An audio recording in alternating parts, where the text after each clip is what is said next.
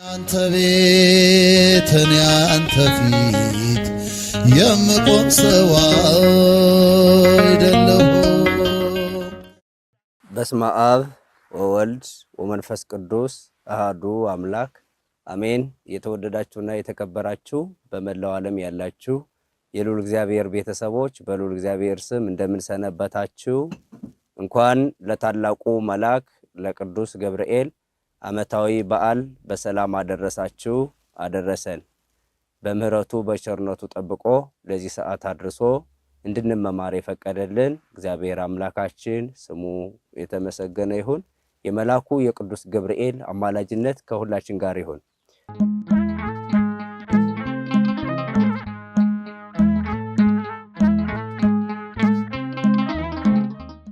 ገብርኤል ከሌሎቹ መላእክት የተለየ ስያሜ እና የተለየ ክብር አለው ወይ የሚለውን ስንመለከት ገብርኤል ከቃሉ እንደምንመለከተው ገብርኤል ገብር የሚለው የግዕዝ ቃል ነው። ኤል የዕብራይስጥ ነው። ኤል የሚለው የእግዚአብሔር ስም ነው። ገብር አገልጋይ ማለት ነው። በአንድ ላይ ገብርኤል የሚለው የእግዚአብሔር አገልጋይ የእግዚአብሔር ባለሟልም ተብሎ ይተረጎማል። ስለዚህ ገብርኤል በግዙ ሕግ ከሄደ ገብረኤል ነበር መሆን የነበረበት፣ ግን ወደ ዕብራይስጡ በመሄድ ገብርኤል ይሄን የመሰለ ሌላም ቃል ታገኛላችሁ። ለምሳሌ ቤቴል ቤቴል ኤል የሚለው የአምላክ ስም ነው። ቤት የሚለው ደግሞ መኖሪያ ማደሪያ የሚል ነው። በአንድ ላይ በግዙ ሕግ ቤተኤል ነበር መሆን የነበረበት፣ ግን ወደ ዕብራይስጡ ሂዶ ቤቴል ብሎ የእግዚአብሔር ቤት ብሎ ተተርጉሞ እንመለከታለን። እና ገብርኤል የተለየ ስያሜና የተለየ ግብር አለው ወይ የሚለውን ስንመለከት መላእክት በተፈጠሩበት በዕለተ እሑድ ሳጥናኤል እኔ አምላክ ነኝ ፈጣሪ ነኝ ብሎ በመላእክት ዓለም ሽብር ሲፈጥር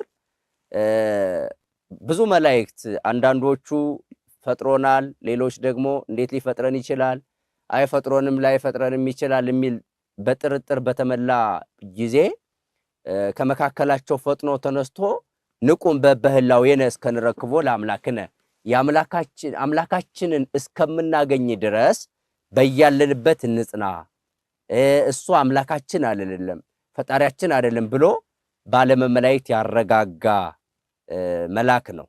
ከዚህ የተነሳ እንዲያውም መጋቤ ሐዲስ ሆኖ ተሹሟል። በዚህን ቀን ቃል ኪዳን ተሰጥቶታል። እግዚአብሔር አምላካችን ገና ወደፊት ከመቤታችን ከስጋዋ ስጋ ከነፍሷ ነፍስ ነስቶ እንደሚወለድ አስቀድሞ ተወስኗል፣ አስቀድሞ ታውቋልና ሁር አብስራ ለወለተ ኢያቄም ሂድና የኢያቄም ልጅ አብስራት። ሊቃውንቱ መጽሐፍም ሲናገር ወበእንተዝ ደለዎ ከመይጹር ዜናሃ ለማርያም፣ ስለዚህ ነገር እመቤታችንን እንዲያበስር ስልጣን ተሰጠው።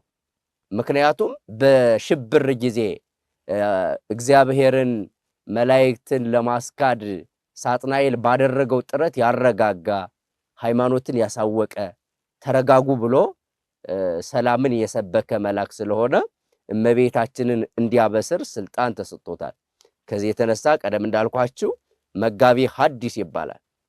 ሐዲስ ኪዳንን ለሰው ልጆች ያበሰረ ማለት ነው። ሐዲስ ኪዳን እንግዲህ የሚጀምረው ከክርስቶስ ጽንሰት ነው እና በዚህ በሉቃስ ወንጌል ምዕራፍ 1 ቁጥር 26 ላይ ሄዳችሁ ስትመለከቱ ወበሳድስ ወር ተፈነወ ገብርኤል መልአክ ማበ እግዚአብሔር ሀባትያ ገርዘ ገሊላ፣ በስድስተኛው ወር የእግዚአብሔር መልአክ ቅዱስ ገብርኤል ከእግዚአብሔር እንደተላከ የተላከበትም ምክንያት አምላክን እንደምትጸንስ ለድንግል ማርያም ለማብሰር እንደሆነ ወንጌላዊ ሉቃስ በስፋት ጽፎልን እንመለከታለን። እና መጋቤ ሐዲስ ይባላል ማለት ነው። ሐዲስ ኪዳንን ለሰው ልጆች በእመቤታችን በኩል የተናገረ ስለሆነ። ሁለተኛው መላከ ብስራት ይባላል። መላከ ብስራት፣ ብስራት ማለት አብሰረ ነገረ ከሚለው የግዕዝ ቃል የወጣ ሲሆን የምስራች ማለት ነው። ወንጌል በራሱ ብስራት ትባላለች፣ የምስራች ስለሆነች የምስራች ነጋሪ መልአክ ነው። ይሄንንም ስንመለከተው በሉቃስ ወንጌል ምዕራፍ 1 ጀምረን ስናይ በካህኑና በኤልሳቤጥ መካንነት ምክንያት እንደሚወልዱ ጸሎታቸው ከተሰማ በኋላ እንደተላከ ወንጌሉ ይነግረናል። ዘካርያስ ካህን ነው፣ በቤተ መቅደስ እግዚአብሔርን ያገለግላል። ነገር ግን ልጅ አልነበረውም። በዚህ ሁለቱ አዝነው ተክዘው ይኖራሉ። እንደምታውቁት በብሉይ ኪዳን ልጅ የሌለው ሰው እንደ ኃጢአተኛ ይቆጠራል። ምክንያቱም ክርስቶስ በዘር ስለሚወለድ ከዘር ሐረግ፣ በዘር ማለት በዘር አቢሲ በወንድ ዘር ሳይሆን በዘር ሐረግ ለማለት ነው። ከዚያ በረከትም መውጣት ስለሆነ ብዙዎቹ በጣም ይጨነቁና ዘር ሳንተካ ቀረን እያሉ በሰዎች ዘንድም ይናቁ እንደነበረ መጽሐፍ ይነግረናል። እና ሁለቱም በዚህ ተስፋ ሳይቆርጡ በጸሎት ሲኖሩ እግዚአብሔር አምላካችን የዘካርያስንና የኤልሳቤጥን ጸሎት ሰምቶ መልአኩ ቅዱስ ገብርኤልን ልጅ እንደሚወልዱ እንደላከው ወንጌሉ ይነግረናል። ከዛም በኋላ ዘካርያስ በቤተ መቅደስ እያጠነ እያለ መልአኩ ተገለጠና ዘካርያስ ሆይ ደስ ይበልህ አለ። የምስራች ተናገረ። ደስ ይበልህ፣ ጸሎትህና ልመናህ በእግዚአብሔር ዘንድ ተሰምቶልሃል ብሎ ሲነግረው አያይዞ ልጅ ትወልዳለህ አለው። ዘካርያስ በዚህን ጊዜ እንዴት እኔ አርጅቻለሁ፣ ሚስቴም የሴቶች ልማድ ትቷታል፣ ከእንግዲህ በኋላ ልንወልድ እንችላለን ወይ? ይሄማ እንዴት ሊሆን ይችላል? ምልክቱስ ምንድነው? የሚል የጥርጥር ጥያቄ ጠይቀዋል ማለት ነው። በዚህ ጊዜ ወደ ኋላ ማየት ይችል ነበር ዘካርያስ። አብርሃም በስተርጅና ልጅ እንደወለደ፣ ሌሎቹም ቅዱሳን በመካንነት ቆይተው ልጅ እንዳገኙ ታሪክ ቢመለከት ኖሮ ማመን ይችል ነበር። ምልክት ስለፈለገ ምልክቱማ አንተ ዲዳ ወይም መናገር ያቅተሃል፣ ስለዚህ ስትጸንስ አንደበት ይዘጋል፣ ስትወልድ ደግሞ ልጁ ተወልዶ ያኔ አፍህ ይከፈታል ብሎ መልአከ ብስራት ቅዱስ ገብርኤል አበሰረው። በዚህም ዘካርያስ አፉ ዲዳ ሆኗል። ዮሐንስ ተጸንሷል። ዮሐንስ በተወለደ በስምንተኛው ቀን ስም ሲወጣለት ዮሐንስ ይባል ብሎ ሲጽፍ የዘካርያስ አንደበት እንደተከፈተ መጽሐፉ ይነግረናል። ይሄ ብቻ አይደለም። መልአኩ ቅዱስ ገብርኤል እመቤታችን ቅድስት ድንግል ማርያምን ቀደም እንዳልኳችሁ አብስሯታል። መልአክ አብሳሪ መልአክ ይባላል። በተጨማሪም አብሳሬ ትስብእት ይባላል። አብሳሬ ትስብእት ማለት የክርስቶስን ሰው መሆን ያበሰረ መልአክ ማለት ነው። የክርስቶስን ሰው መሆን ያበሰረ መልአክ። ትስብእት ማለት ሰው፣ ሰውነት፣ ሰው መሆን ማለት ነው። የገብርኤል ስሙም የክርስቶስን ግብር ይገልጣል። ገብርኤል ማለት በሌላ ትርጉሙ እግዚ ወገብር አምላክ ወሰብ ተብሎ ይተረጎማል። ያ ማለት ሰው ሲሆን አምላክ፣ አምላክ ሲሆን ሰው ማለት ነው። ይሄ ማለት የክርስቶስን ሰው መሆን፣ ሰው ሲሆን ደግሞ አምላክ መሆን የሚገልጥ ስምም ያለው ልዩ መልአክ ነው ማለት ነው። ስለዚህ መልአኩ ቅዱስ ገብርኤል እንዲህ አይነት የተለየ ስምና የተለየ ተግባር የተለየ ማዕረግም አለው ማለት ነው። የተለየ ስሙ ሰው ሲሆን አምላክ፣ አምላክ ሲሆን ሰው የሚል ነገረ ስጋዌን የሚገልጥ ስም አለው። የተለየ ግብሩ ደግሞ መላእክት በተሸበሩበት ወራት የምስራች ተናግሮ ጽኑ ብሎ ያጸና፣ በኋላም ለዘካርያስና ለእመቤታችን የምስራች ቃል ይዞ የመጣ መልአክ ነው ማለት ነው። ክብሩም እመቤታችን በማብሰሩ የተለየ ክብር፣ ዜናዊ ትፍስት፣ ዜናዊ ትስብእት፣ ብሩሃ ገጽ እየተባለ ይጠራል ይሄ መልአክ ማለት ነው።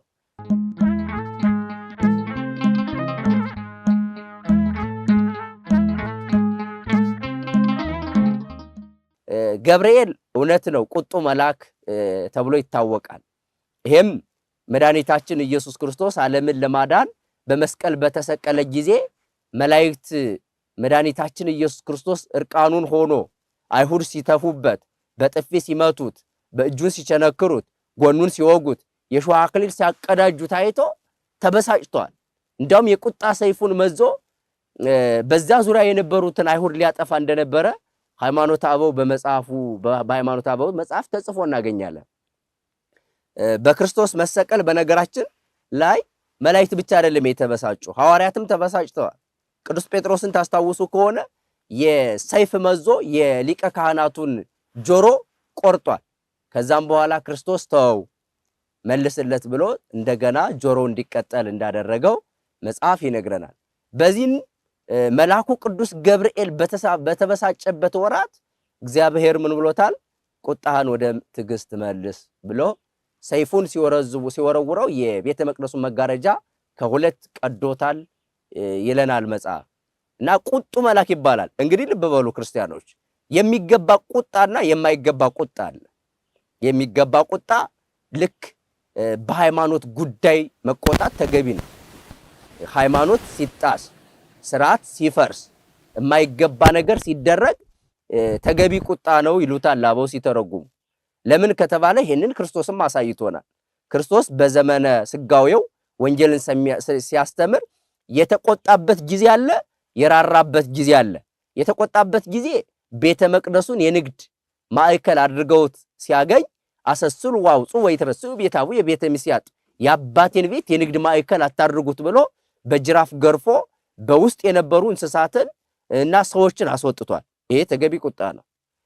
ምህረት ደግሞ የተራቡትን ማብላቱ፣ የተጠሙትን ማጠጣቱ፣ የሞቱትን ማስነሳቱ ርህራሄ ነው። ስለዚህ ገብርኤልም የሚቆጣበት ቦታ ላይ ነው የተቆጣው። ይሄ ነው። ሁለተኛው ቁጣ የሚያስፈልገው እነዚህ ህፃናት የተማሩትን ትምህርት አሊስ ሲሉ በደንብ አልረዳና መተው ሲፈልጉ አስተዳደጋቸው እንዳይበላሽ ሃይማኖቱን መያዝ ስላለባቸው ተገቢ ቁጣ አለ። ይሄውም በአብነት ትምህርት ቤት መምህራኑ ተማሪዎቻቸው የማይገባ ስራ ሲሰሩ ይቆነጥጣሉ፣ ይቀጣሉ። ተገቢ ቅጣት ነው። ምክንያቱም ዛሬ ልጆች የማይገባ እንክብካቤ ተደርጎላቸው ነገ የተበላሸ ህይወት ከሚኖራቸው ዛሬ ላይ ተቆጥተናቸው፣ ዛሬ ላይ ገርፈናቸው፣ አስተካክለናቸው ነገ ላይ የተሻለ ህይወት ቢኖራቸው ጥሩ ስለሆነ ነው። እና በቤተ ክርስቲያናችን የሚገባ ቁጣ የሚባለው በቤተ ክርስቲያን ስርዓት፣ በዶግማ፣ በሃይማኖት እና ደግሞ ምእመናኑ ወንጌል አለማር ሲሉ ህፃናቱ የተማሩትን ሲገድፉ ይሄ ተገቢ ቁጣ ነው። ዛሬ እንደምታስታውሱት ቤተ ክርስቲያናችን ላይ የምንቆጣበት ወራት ይመስላል። ብዙ ስርዓቶች እየተጣሱ ያለበት ዘመን፣ በቤተ ክርስቲያን ላይ ማንም ተነስቶ እንደ ልቡ የሚናገርበት ዘመን፣ ተነስቶ እንደ ልቡ የሚያቃጥልበት፣ የሚያጠፋበት፣ የሚያሳድድበት፣ የተለያየ መከራ የሚያበዛበት ዘመን ስለሆነ እንደ ገብርኤል ቁጡ መሆን ተገቢ ነውና ቁጣን ተገቢ ቁጣ እንዳለ ራሱ መልአኩ ገብርኤልም አስረድቶናልና ለዚያ ነው ቁጡ መልአክ የሚባለው። የማይገባ ቁጣ ግን በግል ጉዳይ መቆጣት እዚህ በማቴዎስ ወንጌል ምዕራፍ 5 ላይ ተገልጧል። ሰው በግሉ ለኔ ብሎ የሚቆጣ ከሆነ እሱ የማይገባ ቁጣ ነው። ምክንያቱም ከስድስቱ ቃላተ ወንጌል መካከል አንዱ አትቆጣ ነው። ወንድምህን አታስቆጣው፣ እንኳን መግደል ይቅርና አትቆጣው የሚል ሕግም ሆኖ ተሰርቶልናልና ከዚህ አንጻር መጽሐፍ ሲናገር ተምኡ ወኢተአብሱ፣ ተቆጡ ነገር ግን አትበድሉ ብሎ አስቀምጦልናል ማለት ነው።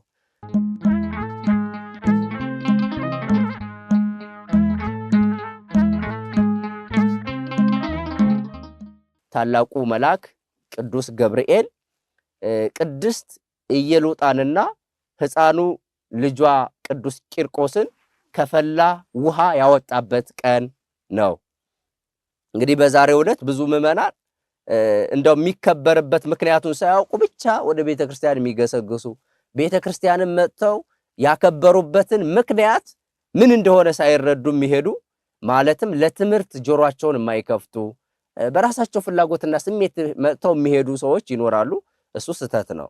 ሰው ወደ ቤተክርስቲያን ሲመጣ መረዳት አለበት። የሚያከብረውን በዓል ምክንያቱን ማወቅ አለበትና ይሄንን እንድንረዳው ቅድስት ኢየሉጣና ሕፃኑ ቅዱስ ቂርቆስ ሰፊ ታሪክ አላቸው። እኔ ከጊዜ አንጻር ዝም ብዬ ዋና ጉዳዩን ልንገራቸው። በዘመናቸው አላውያን ነገስታት የነገሱበት፣ ክርስቲያኖቹ የሚሳደዱበት፣ የሚገደሉበት፣ የሚቆረጡበት፣ የሚፈለጡበት ዘመን ነበረ።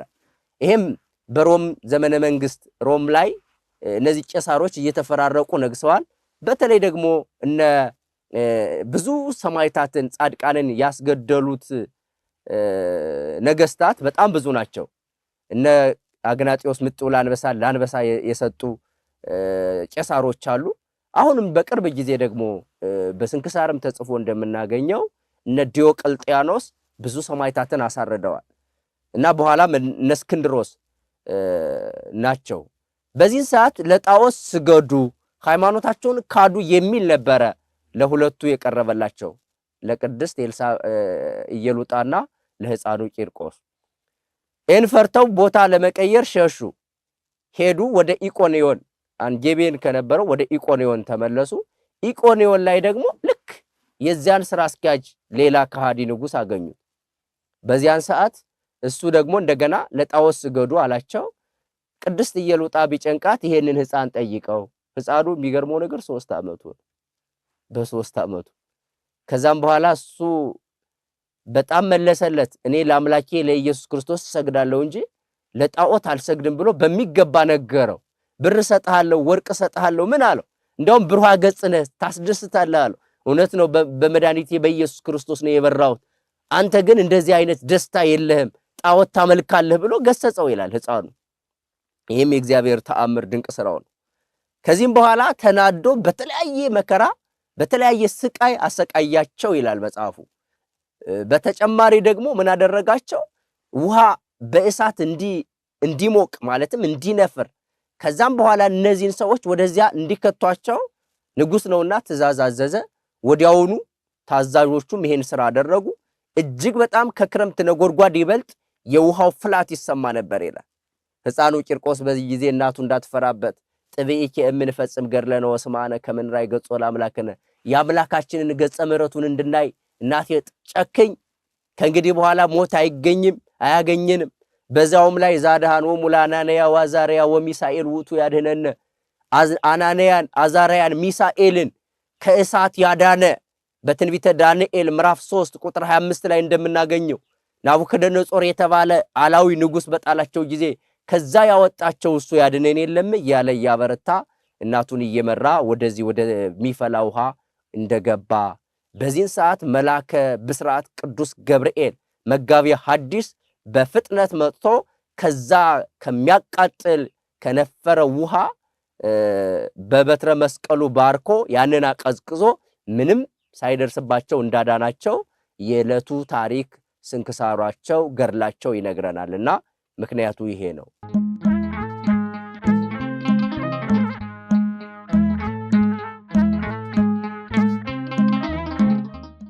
ብዙ ሰዎች የሚያከብሩበትን ዓላማ ይረሳሉ፣ አያውቁትም።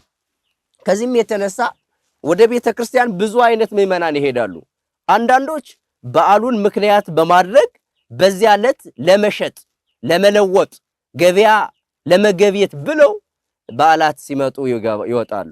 ይሄም በታላላቅ አብያተ ክርስቲያናት ዙሪያ ስትሄዱ ስታሳለሙ መንገድ ላይ የዘረጉት ሸቀጣ ሸቀጥ ምስክር ነው። አለች ግዙ ቶልቶሎ በሉ የሚሉ አንዳንዶች ደግሞ በዓሉን ምክንያት አድርገው ለመግዛት ዛሬ ቤተ ክርስቲያን ሄጄ እንዲህ ይገኛልና ገዝቼ ልምጣ ብለው ወደ ቤተ ክርስቲያን የሚሄዱ፣ አንዳንዶች ደግሞ ለማሻሻጥ አብረው ለመደለል ያን ምክንያት አድርገው ግዙ ብለው ሁለቱን አሻሽጠው ገንዘብ ለማግኘት የሚሄዱ አሉ። አለመታደል ሆኖ ደግሞ አንዳንዶች ለስርቆት ይሄዳሉ። ያኔ ብዙ ህዝብ ይመጣል፣ ይጋፋል። በዚያን ሰዓት ሞባይል ባገኝ ብር ባገኝ የሆነ ነገር ባገኝ ብለው ወደ በዓሉ ወደ ቤተ ክርስቲያን የሚሄዱ አላዋቂዎች አሉ። አንዳንዶች ደግሞ ለታይታ ብዙ ሰው ስለሚሰበሰብ ያን ብዙ ሰው እንዲያያቸው እንዲያደንቃቸው የሆነ ነገር ፈልገው የሚሄዱ አላዋቂ ሰዎች አሉ። ሌሎች ደግሞ ብዙ ሰው ይሰበሰባልና በዚያን ወቅት ፎቶ ለመነሳት የሚሄዱ አሉ። ለቲክቶክ ለሌላ ነገር ማለት ዋና ዶክትሪኑን ለመግለጥ ፈልገው አይደለም። በዛሬ ቀን እዚህ አክብረናል ብሎ ፎቶ ለመፖስት ብለው ብቻ የሚሄዱ ሌሎች ለልመና ቁሳዊ የሆነ ገንዘብ ብር ፈልገው የሚሄዱ አሉ። ፍላጎታቸው የተለያየ ነው። አንዳንዶች ግን ትክክለኛ በዓሉን ማክበር ስላለባቸው አምነው በዛ ዕለት ቤተክርስቲያን ሄደው ኪዳን ለማስደረስ፣ ቅዳሴ ለማስቀደስ፣ ማህሌቱን ለመስማት፣ ቃለ ወንጌሉን ለመማር፣ ስጋው ደሙን ለመቀበል የሚሄዱ ትክክለኛ ምዕመናን አሉ። ይሄም በክርስቶስ ዘመን ይከተለው የነበረው የህዝብ ፍላጎትን ይመስላል። ያ የህዝብ ፍላጎት አንዳንዱ ለመብላት ህብስት ስለሚያበላ እያበረከተ፣ አንዳንዱ ለመፈወስ ስጋዊ ፈውስ ለማግኘት ከበሽታ ስለሚፈውስ፣ አንዳንዶች መልኩን ለማየት መልኩ ያምር ስለነበረ ዛሬም በዓላቱ ላይ እኮ የሚደነቅ ሰው ለማየትም የሚሄዱ አሉ። የሚደነቅ የሚደነቅ ዘማሪ፣ የሚደነቅ ሰባኪ፣ የሚደነቅ ድምጽ ያለው ዲያቆን፣ የሚደነቅ ቄስ፣ የሚደነቅ መርጌታ ያ ማለት ፍላጎታቸውና ትኩረታቸው ሰው ላይ የተንጠለጠለ የሆኑባቸው ማለት ነው። እና የተለያየ ፍላጎት የነበራቸው ሰዎች ተከትለዋል። ስለዚህ ይሄንን ድምጽ እየሰማችሁ ያላችሁ ውድ የእግዚአብሔር ቤተሰቦች እኛ መሄድ ያለብን ምን ለማድረግ ነው? ምን ላደርግ እንደ ስጋዊ ገበያ አጥተናል እንዴ? ከሰኞ እስከ ቅዳሜ ድረስ ምን ይዘናል? ለመግዛት ከፈለግ ለመሸጥ ከፈለግ ገበያው ክፍት ነው። ያኮ መንፈሳዊ ግብይት የምንገበይበት ነው። ያን ጽድቅ የምንገዛበት ነው። ያ በረከት የምንገዛበት ነው። ለምን? ይሄ የቤተ ክርስቲያንን ዓላማ ወይም ደግሞ ተልኮ ከንቱ ማድረግ ነው። ከንቱ ማድረግ ነው። እንደውም በቤተ ክርስቲያን ዙሪያ በፍትሐ ነገሥት አስተምሮ መሰረት መሸጥ መለወጥ እጅግ በጣም የተከለከለ ነው። እጅግ በጣም የተከለከለ ነው። ቀደም ብያቸዋለሁ። መድኃኒታችን ኢየሱስ ክርስቶስ በጣም ከተቆጣበት አንዱ ቤተ መቅደሱ የንግድ ማዕከል ሆኖ ሲያገኘው። ስለዚህ ክርስቶስ ዛሬስ ቢሆን እኛ ቤተ መቅደሱ ዙሪያ ላይ ስንሸጥ ስንለወጥ ደስ የሚለው ይመስላችኋል? ይሄ ወንጌልን መመልከት ብቻ በቂ ነው። መቼ ነው ወደ ነፍሳችን የምንመለሰው? መቼ ነው ጽድቅ የምንገዛው? መቼ ነው ቤተ ክርስቲያን ለመጽደቅ ለመዳን የምንሄደው? ራሳችን እናስተካክል። ይሄ አላቂ ደቃቂ ሳንቲም ብለን መሰረታዊ የሆነ ዘላለም ህይወታችንን መርዘንጋትና መርሳት የለብንም። ለስርቆት የምትሄዱትስ ሲጀመር በመጽሐፍ መስረቅ ተገቢ አይደለም። እንኳንስ ቤተ ክርስቲያን ይቅርና ገበያም እንድንሰርቅ አይፈቅድልንም መመሪያችን። ምን ይጠቅማችኋል? ሰርቃችሁ የምትኖሩት 70 ዘመን ነው። ያውም አይሳካላችሁም። እየፈራችሁ እየደነገጣችሁ ዛሬ እያዝ ይሆን እያላችሁ እግዚአብሔርንም ሰውንም ሸውዳችሁ ለመኖር የምትሞክሩ እጅግ በጣም ጎጂ ነው። እጅግ በጣም በምድር ላይ ተርበን በመንግስተ ሰማያት ጽድቅን ብንጠግብ ይሻላል። በዚህ ሰዎችን እያስለቀስን እያሳዘን ደማቸውን እያፈሰስን የምንሰርቀው ገንዘባችን ይሄ ገንዘብ እጅግ በጣም እሳት ላይ እንደተቀመጥ ልንቆጥረው ይገባል።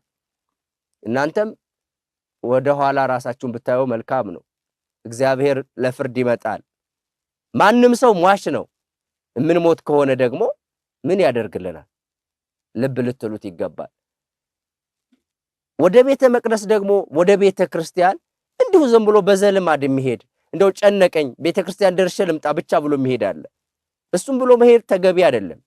ጨነቀኝ ብቻ አይደለም፣ የዘላለም ሕይወትን ለማግኘት መሄድ አለብኝ።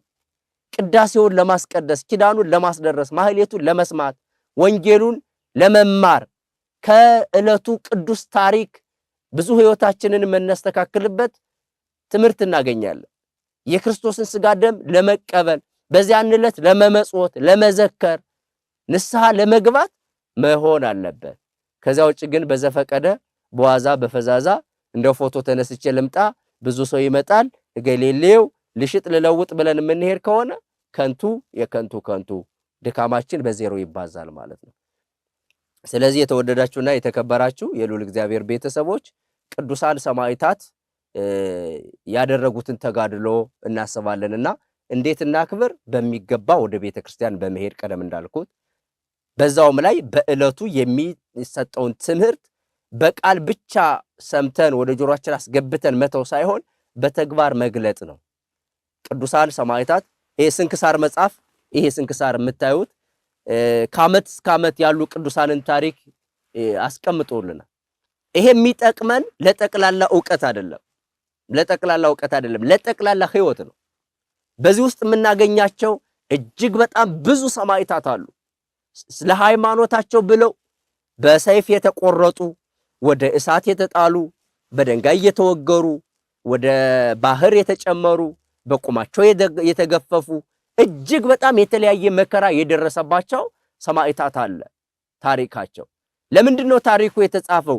እኛ ሄድን መጽሐፍ እያነበብን በሃይማኖታችን ጽኑ እንድንሆን በምግባራችን እንድንስተካከል ሃይማኖታችንን ጠብቀን ለሚጠብቁት እንድናስተላልፍ ነውና እንደው ዝም ብለን የልማድ ክርስቲያን ሳንሆን እውነተኛ የተግባር ክርስቲያኖች ሆነን በዓሉን ልናከብር ይገባል። በተጨማሪም ደግሞ በዚህ ዕለት እንግዲህ እንደምታውቁት ሀገራችንም ቤተክርስቲያናችንም ያሉበት ደረጃ እጅግ በጣም ፈተና ላይ ነውና ጸሎትም የምናቀርብበት እግዚአብሔር ሆይ ሀገራችንን ቤተክርስቲያናችንን በምሕረትህ ዓይን ተመልከታት፣ እነዚህ ጨካኝ የሆኑ ሰዎችንም ደግሞ በምሕረትህ እንዲመለሱ አድርጋቸው እያል በጸሎትም የምንጠይቅበት ዕለት ነውና በዓሉን በሰላም ሆነን በፍቅር ሆነን እየተዛዘን በእርግጥ የኢትዮጵያ ኦርቶዶክስ ተዋሕዶ ቤተክርስቲያን በዓል ስታከብር የተለየ ኃይልና መንፈስ አላት።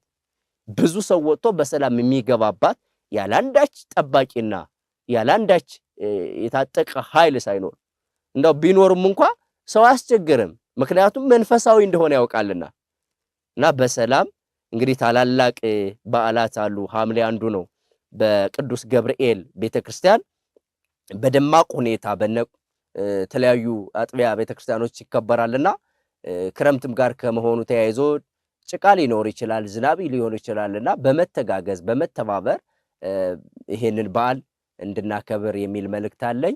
እግዚአብሔር አምላካችን በዓሉን አክብረን በበዓሉ የሚገኘውን ጸጋና በረከት እንዲያድለን መልካም ፈቃዱ ይሁንልን። ወስብሐት ለእግዚአብሔር ወለወላዲቱ ድንግል ወለመስቀሉ ክቡር። ይቆየን። አነሳስቶ ላስጀመረን አስጀምሮ ላስጨረሰን ለልዑል እግዚአብሔር ክብር ምስጋና ይገባል ለዘላለሙ አሜን።